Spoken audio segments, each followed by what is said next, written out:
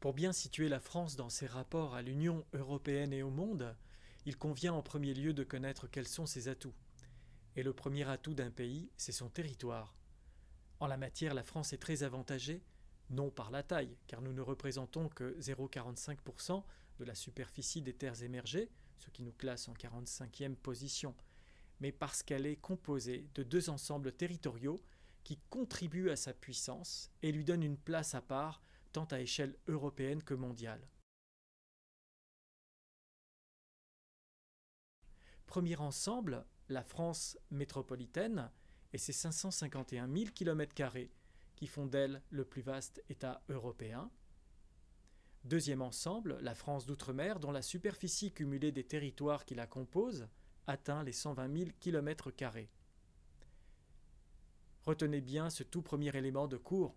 Ce n'est pas par sa superficie que la France est très avantagée, mais par ces deux ensembles, métropole et outre-mer, dont le positionnement géographique contribue à notre puissance et fait de la France un acteur de premier plan dans bien des domaines.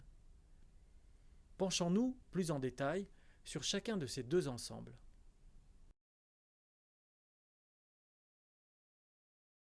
La France métropolitaine est un véritable carrefour géographique. Avec 5 500 km de côte, notre pays s'ouvre sur 4 espaces maritimes différents. La mer du Nord, la Manche, l'Atlantique et la Méditerranée. Le territoire métropolitain est ainsi relié au cœur de l'Europe continentale, dont elle est le prolongement naturel vers l'ouest, à l'Europe du Nord, mais également à l'Europe du Sud et par conséquent au monde méditerranéen. Étant naturellement à la charnière des différentes parties du continent, elle est traversée de voies de communication qui rattachent les espaces européens les uns aux autres. Ces axes majeurs, dont certains existent depuis la période gallo-romaine, permettent la circulation des hommes et des marchandises non seulement à échelle nationale, mais également continentale. Un positionnement géographique très avantageux et de nombreuses voies de communication aménagées grâce à un relief favorable permettent à la France d'être parfaitement intégrée à l'Europe et grâce à ses infrastructures, autoroutes, voies de grande vitesse et aéroports, d'être efficacement reliée au reste du monde. Et c'est là, depuis des décennies, un atout essentiel pour notre pays.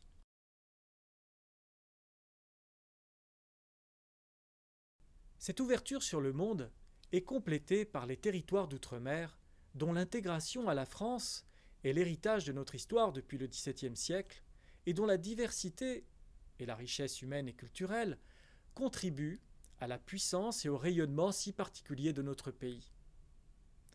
Grâce à ces territoires, notre pays est présent dans les Caraïbes, avec la Guadeloupe,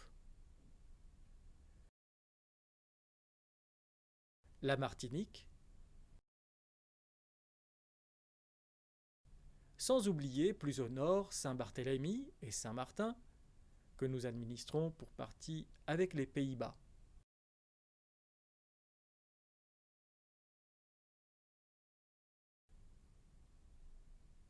La présence française s'étend aussi à l'océan Indien, avec la Réunion et Mayotte,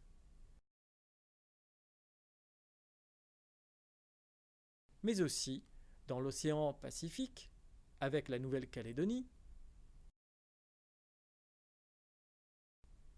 les îles de la Polynésie française et Wallis et Futuna.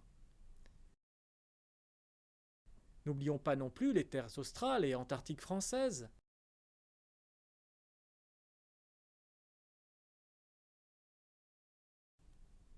Il y a également des îlots épars, inhabités, tels que Clipperton, et qui sont des réserves écologiques, mais dont l'étendue des zones qui les entourent donne à notre pays le contrôle de vastes étendues de l'océan Pacifique et de l'océan Indien.